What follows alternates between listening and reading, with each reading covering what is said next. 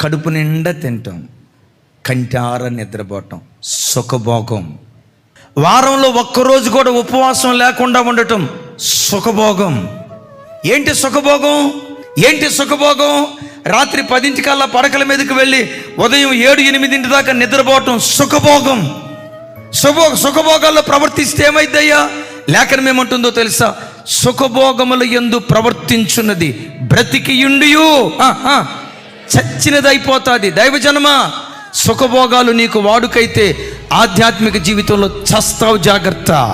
కడుపు నిండా తిండి, కంటారా నిద్ర, శరీరాన్ని చంపుకోకుండా, పుస్తకాల దగ్గర కూర్చోకుండా సుఖభోగాలను పెంచి పోషిస్తూ ఉంటే నీ భవిష్యత్తు చచ్చిపోతుంది, జాగ్రత్త.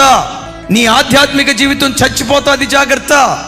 నేనంట మనం చావకూడదు, మనం బ్రతకాలి, అనేకులకు బ్రతుకు తెరువును చూపించాలి.